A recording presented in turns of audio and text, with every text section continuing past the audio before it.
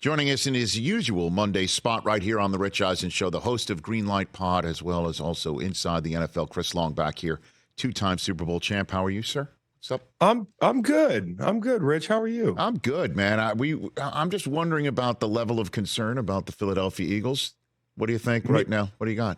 What do you got? Medium, not higher than my level of concern for Michigan, who hosts Bama, but and I think that's why we got that question last week, because you're just but the Eagles, I'm concerned about them, dude. I am. Like, it's medium concern. It's like they're a good football team, but if that's your best over the last 2 weeks, it's going to be hard to get out of the NFC.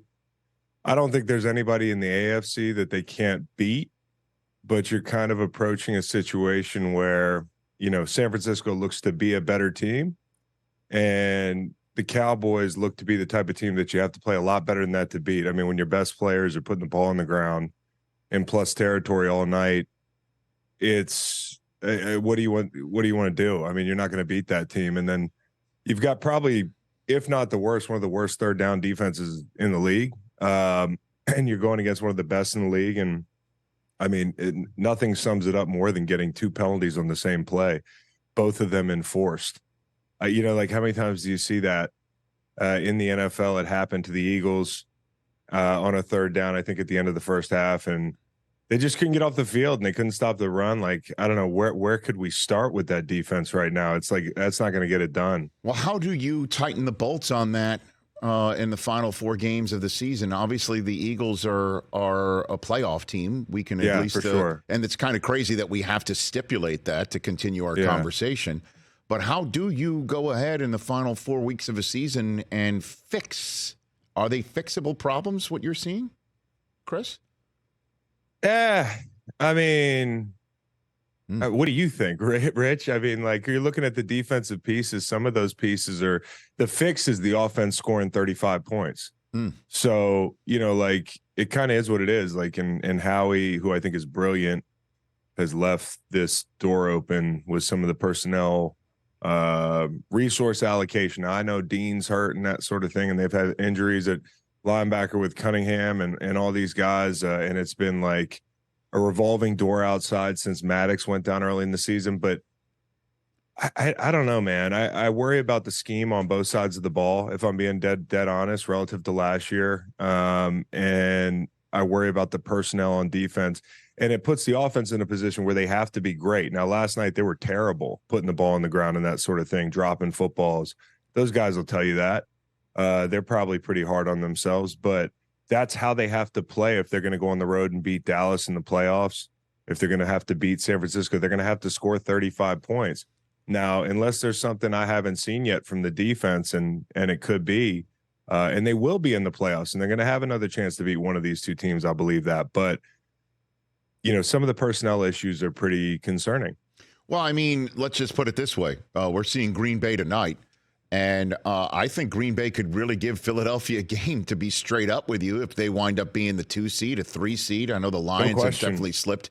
That's how far this level of play for Philadelphia has slipped. As I mentioned, earlier in the program, Chris, that the narrative from the Eagles went from a plucky team, if you can call that an NFC champion that's defending its crown plucky, but went from a plucky team to being a lucky team. That the issues that they were overcoming in the losses and the wins over the Chiefs and the Bills now might have just been masking the luck that they needed to win those games, including Dak stepping out of bounds in their first meeting with Dallas. Like, that's now the narrative for Philadelphia. You could say the same thing about any team in the NFC other than the Niners. I don't think that, like the Cowboys, they just started beating good teams. So, I want to give them a lot of credit. I would put Dak in the MVP race. I think they're a really good football team, but I do think the Eagles are kind of getting that 10-1 start held against them, coming off a Super Bowl, which is really rare. I would have told you a month, 2 ago, they're not the same team as last year. They're having to win a lot of games close, and the offense doesn't look the same. I think Jalen looks a little uncomfortable at times, but I don't want to put it all on him. Guys got to catch the ball. Guys got to hold on to the ball, and they have to be able to run the ball. That game script sucks for them. You can't go down there. They ran the ball well, but they had to get away from it. So I guess if you're trying to make them the Vikings from last year, which I've heard that's been like a trendy hot take over the last 2 weeks, you're wrong. The Vikings lost to a team in the Giants who are like basement dwellers this year and, won a million games with their luck index through the roof and that sort of thing. Like the Eagles are a good football team. There just happen to be two that you could argue are better in the NFC right now. Chris Long, Greenlight podcast host here on the Rich Eisen Show. Let's talk about Dallas. As I said earlier in the program, this just feels different now. It really does. It feels different that this team truly can win it all, and that the issues that always seems to crop up with them, trouble punching down on opponents in the regular season, and then they get punched out in the postseason because they make mistakes. This team just doesn't seem like that team to me, and I wonder what you're seeing right now. Well, I mean, we've been here a lot with them where we say, I mean, not maybe to this degree, because I think Dak's playing the best football of his career, and he should be celebrated as doing such because, like, I'm an Eagles fan and all that stuff. If I had one team I'm a fan of and that sort of thing, but I try to keep it pretty unbiased. The guy's playing really good football. He's playing better football than anybody in the division right now. I mean, like, and that's kind of like down the stretch. That's what matters. And for Dak and this offense, without the run game being the feature, right? Like in the past, it was always, hey, Dak, he's got this huge offensive line. The run game is rolling Zeke and then Tony and that whole group. Alfred Morris, while I was there, like they had a bunch of guys, and it's not really how they're getting it done right now. It's the run game's a thing, but they're lethal in these conversion situations. Adding Brandon Cooks is huge. And then having a tight end that just feels like he dropped out of nowhere for me, like not as a Cowboys fan. And CeeDee Lamb has heard people talk about like, yeah, he's borderline a number one. No, he's a number one. And you can't help but be, I'm not a Cowboys fan, but I'm happy for some of the guys there because they're Dak's a good dude. He takes a lot of what, and I think Tyron Smith has been quietly as good as anybody in the league. Like Tyron Smith was hurt for a while. Now he looks like prime Tyron Smith. That's a real thing. And the defense is really good, but they can get gashed. I mean, that's going to be the problem for them. If they got to win 3-4 shootouts to get to win the whole thing, I don't feel good about that. And Dak, he missed high a little bit last night. If I'm nitpicky, better defenses might turn those things into turnovers. And I think that's the thing you worry about with Dallas is an untimely turnover down the stretch and the defense making Dak score 40 points like they did against the Seahawks to win. That's my concern with Dallas if I have any. So San Francisco's in another class. That's what I was going to ask you is that do you think the 1 seed is the ultimate decider in the NFC, or do you think that the Niners are just as good as ever and they can win wherever, or do you think Dallas needs it? Philadelphia needs it? What's your opinion on that subject matter, Chris? Can the Eagles beat the Niners? I mean, they'll tell you they played the worst game of their season against the Niners, but some of it had to do with who they were playing against. And, will they get guys back at backer? Yeah. Could they turn those 2 field goals in the first quarter into touchdowns? That game plays out different. Could you have Dallas Goedert back? Sure. You talk about the gauntlet, but that team's better right now. And so I think the big thing is to do everything you can to beat a team that's better than you. You need home field advantage. So these guys want San Francisco coming into their house, but I do think San Francisco is the best team in the NFC. If you're asking me, can they lose? Yeah, absolutely. But look at Kyle Shanahan and everything that he's done. And, Andy Reid's having trouble right now. You're talking about Bill going through what he's going through in New England. We should talk more about Shanahan. We were talking about it, me and the guys here, like as this generation's greatest young coach. I mean, like, I know if it's not for him, I don't have a ring where he threw the ball late in that game. But good one, Chris. Yes. But it's not a dig because I got so much respect for the guy. Sure. I mean, like the guy has done this with the quarterbacks that he's done this with, and now you could say he has a real guy.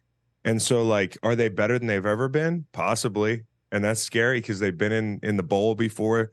They've been in the NFC Championship with consistency, and they've been throws away. They've been plays away. This is the best they've been. So take from that what you will. Chris Long here on the Rich Eisen Show. Let's jump into the Chiefs and the Bills, sir. Yeah. And starting instead of what we have learned about the Bills and how in trouble are the Chiefs, we'll get to that in a second. Clearly, the topic du jour is the offensive offsides called on Kadarius Toney, wiping out what was a game of the century type finish, right? And also a game leading remarkable lateral from Kelsey to Tony for an offsides call, and then the Chiefs' reaction to it. What's your opinion on all of that, Chris? Well, I feel bad for Patrick Mahomes because I know his wide receivers don't hate him, but it sure looks that way sometimes. Because you're just like, dude, listen, you go out at the trade deadline, you don't really make a big splash. You don't litter that room with talent over the last couple of years. This kind of falls on Brett Veach, man, and Andy, if he has a say in this thing, because you're wasting a year of prime Mahomes. Now, do I think they can figure it out? Yeah. My legs are tired from standing on the table on the Chiefs. Like, I just have to believe that they can figure these things out. And part of it has to do with getting the people off the field that are making mistakes. You're telling me, I don't know, pick some other guy from that room. Richie James couldn't catch that throwback and run it into the end zone. He'd line up on sides. Kadarius Toney's cost him 2 games this year now. Detroit, this one. That's the difference between Patrick Mahomes playing at home, which is what he's done customarily his whole career in the playoffs, and going on the road. And so, like having these players, Sky Moore on the field late, and this isn't personal, man. But this is a production business, and I love Patrick Mahomes, even though he beat the Eagles last year in the Super Bowl. I know I'm not supposed to say this sort of thing, but I admire Patrick Mahomes and I admire what they built there. And I hate that they're wasting a run at it because of one room. And it's not just one room, because the tackles haven't been as good this year. We worried about them coming in. The defense has had injuries, but, they're holding teams to around 20 points a game. I think they're an elite defense. I think they might be the best one in the league when they're playing an Arrowhead. When you saw them in the second half, Buffalo comes out in 12 personnel because they get both tight ends back a lot in the first half. In the second half, they make those adjustments, and they're kicking their butts, man, on defense. And it felt like an Arrowhead playoff, atmosphere. You know what I mean? And then at the end of the game, they just get burnt by that same room in a different form. So, like, when people ask me, will the drops ever stop? Will the drops be the thing that keeps them out of the Super Bowl? I don't think the drops are going to keep them out of the Super Bowl necessarily, but it's all this stuff that they're doing wrong right now, the detail-oriented stuff. And I don't understand if it's an Eric Bieniemy thing. I don't, because it's not like last year they had the greatest show on turf and they scored 30-plus points in the Super Bowl. You know what I mean? They had to outscore the Eagles with a group of guys out there. They still have those guys, but the guys aren't doing the little things right, and it's burning them. So what did you make of Mahomes and Reed calling out the officiating like that? Oh, I mean, I don't know. I mean, you got to feel that way. I mean, even if you're just frustrated, you got to take it out on somebody. Last week, Patrick was like, hey, I don't mind that they let him play on that horrendous, MVS DPI. Now, of course, I think also he knew that he kind of sold that late hit on the sideline. Right. Uh-huh. So I think he's in his head as a competitor. He's like, hey, we got one, they got one. But this week, it feels like they just got jobbed. Now, having said that, I read Carl Cheffers, press transcript. Now, although it's Carl Cheffers and he's the guy who did the Chris Jones roughing the passer last year on Monday Night Football, he's the guy that has it out with Travis Kelce. And I think there's something there. Just the magnitude of Cheffers maybe keeping you from getting that 1 seed, like that really ticked them off. I think maybe it was somebody else and they made that call. They'd be like, yeah, he's lined up over the football. Because on defense, when we were offsides, they'd give us a warning. But as I understand, these wide receivers customarily will go out and check, right? Mm-hmm. He doesn't check as far as I saw. And you do get a warning unless you're like completely over the ball. And now you have a D Ford situation again. Just not in the playoffs. I mean, this one's going to be remembered for a long time. So, I mean, yeah, Cheffers saying if it was an egregious alignment to where he was over the ball, whether he had warnings or not, it would still be a foul. And so this was viewed as an egregious violation. Totally get that. But he said, that I guess they couldn't give him a heads up because he was hiding the football. He was so damn offsides. It's just, but again, it's just like, again, nobody would have noticed. Nobody would have noticed, Rich. No, I don't think anybody would have noticed. But as I said at the beginning of the show, just to be straight up, Is this a penalty? Absolutely. Could they have gone without calling it? Absolutely. Is that the way that the Chiefs won the Super Bowl last year? Absolutely. Yeah. It's the same. It's the same construct of a conversation. This one's a little more egregious than the hold in the Super Bowl last year. Okay. Yeah, I mean, he's lined up literally over the ball. I mean, this has been called 11 times this year. Defensive holding gets called all the time. There's a chance that happens when you put yourself in that position. That wasn't like it wasn't a mugging, but he's using that player's body to catapult himself a little bit. I know some people disagree with me. I'm not going to be the guy that says the Eagles lost the Super Bowl because of that call. If anything, I'd get on the side of the Eagles lost the Super Bowl because that turf sucked, right? And take away your one advantage. But I totally get when you put yourself in that position as Kadarius Toney, and you should be more careful than that with your history. You line up over the ball like that, and you can't even see the ball. Like I feel like he was pretty square about that. Yeah, I'd give him a warning if he wasn't like his full head in the neutral zone, and that's the problem. Chris Long here on the Rich Eisen Show. Okay, so did have the Bills turned it around? I mean, they needed this one bad, and we were saying this yesterday during the game. Are they the best team in the AFC right now? Because I don't see a team in the AFC that you want to say the Ravens. People are going to laud that their performance yesterday. I saw a team that's still working through some things offensively. Okay, you're gonna say, they scored 30-something points. Yeah, punt return for a touchdown and 2 blown coverages. The deep balls are sprayed all over the place. I think they're still working on the Mark Andrews thing. Miami's still got to beat somebody good. I might say Miami's the best team in the AFC if they just start beating good teams. Right. And then you look at Kansas City, they're wounded, they're imperfect. Jacksonville. I actually am not going to be that down on them. I actually feel better about the Jags after yesterday, Rich, because that's a tough place to play. How many people are scoring 30 points or close to it on the Browns at home? And Lawrence actually didn't look that bad. But I do think the Bills, if they slide in, nobody wants to play that team because the defense is starting to play a little bit better, and they're starting to learn how to play with each other. Whereas a month ago, it was like, oh man, all these new pieces, and I think Dorsey being gone was probably the right decision. Although McDermott tried to lose that game yesterday. The clock management at the end of it was like insane, dude. Well, that's the whole point with Bills fans, and that was the issue all week long was, the Ty Dunn written deep dive on McDermott and his personality and what's going on behind the scenes for the last several years. And poor choice there. Poor choice, Sean. Good Lord. And he apparently apologized for it then, and then he apologized for it again now.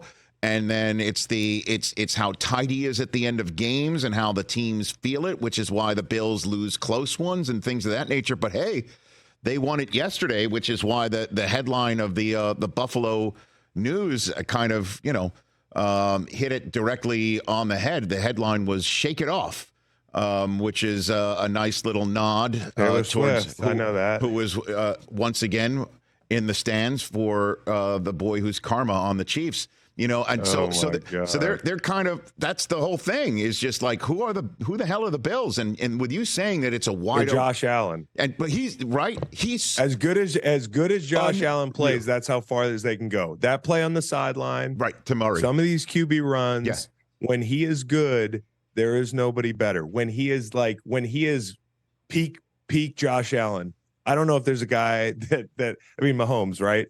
But outside of that, I gotta look real hard at peak Josh Allen. Now it's the one pick he did throw one yesterday. It's some of these turnovers, but they've been down since Brady took over, and I really am bullish on them because now they just can't afford to lose more than one game. They still have Dallas and Miami. If they go to Miami with everything on the line, how do you not like them? That's week 18 too. And then it's Chris Long, a couple more minutes left for the Green Light podcast. So again, just the Dolphins tonight, you say, who have they really beaten, which is their narrative. And McDaniel knows that. Tonight it's Tennessee. It's another opponent that they should beat. And I got to be honest with you, after calling the Chiefs win over the Dolphins in Germany, I thought to myself, well, you know what? Here come the Chiefs again. And the Dolphins are going to have a tough time getting a better record than the Chiefs because that's a tiebreak Kansas City has over Miami for the 1 seed later on. And now going into tonight, they have an opportunity to have a 2-game lead over Kansas City by beating Tennessee. And so that's where I'll kind of finish this conversation is the Chiefs, man. I mean, they still have 15 and 87, right? And that defense, they still have that defense. But other than that, I mean, what's your level of concern for Kansas City? As concerned as I am about the Ravens or the Dolphins, or they're in that pack. Okay. You know, you got to admit this because we churn this machine, right? You and I were in the media. Yes, sir. And we set the narratives in motion. If we didn't know anything about the Chiefs in the past, you'd be like, and you just took this year in a vacuum, you'd be like, this team's frisky. You know, their wide receivers aren't real good, but their quarterback, he can win just about any game. And that's the thing about them is they can beat anybody, but anybody can beat them. And that's the difference. And especially when you go on the road, like, am I concerned about their ability to get to the Super Bowl? Yeah, now like everybody else. Like, they're going to have to go on the road to win. I still would like them in a matchup with Miami. I'd have to look closer at the Baltimore matchup, but I don't think that, like, give me a team in the ACC that you don't think they have a chance against. In the AFC. In the ACC, they beat them all. But in the AFC, give me a team that you think, more than 7 out of 10 times beats the Chiefs. Yeah, I hear you. You're asking the question. You got to answer this one. Give it to me one more time, Chris, because the guys are too busy laughing in the studio for me to hear you. Is there one team in the AFC that you're like, yeah, that team's better. They're gonna beat the Chiefs most times they play them in the AFC neutral site in the AFC. In the AFC. I got to be honest with you. Right now, I'd take Miami. Okay, I'd take Miami. I really would take Miami. It's a big leap. I get it, but Tyreek Hill has it out, and certainly the way that the game went down in Germany, where Trent McDuffie, who the Chiefs used one of the draft picks they got from Miami to draft, strips the ball from Hill, and they score what ended up being the game-winning, eventual difference-making touchdown on defense. I bet you that sits really poorly with him. And I expect a totally different game from him if they see him again. Absolutely. 100% I do. And on a neutral site, too, not an Arrowhead. I mean, I saw it in a neutral site. Miami being at home, I don't know. I think Miami would win it right now. But, you can't count them out. You can't count them out. I trust the QB. And I trust the QB. It's a weakness of mine. But seeing them complain about the officiating is so jarring to me. Oh, that's jarring. It's so un-Chiefs-like. But Chris, thanks. I know that's what they do not like him there. My God, do they not like him there? No barbecue for him. Nope. Who's on your pod? Who's on your show? Oh man, I'm so day by day by day by day. We pray. You know what I mean? Survive and advance with Green Light. Chris Long, right here on the Rich Eisen Show. Thanks again, Chris. Take it easy. You got it, buddy. Catch the Rich Eisen Show every single day on the Roku channel, 12 to 3 Eastern, for free.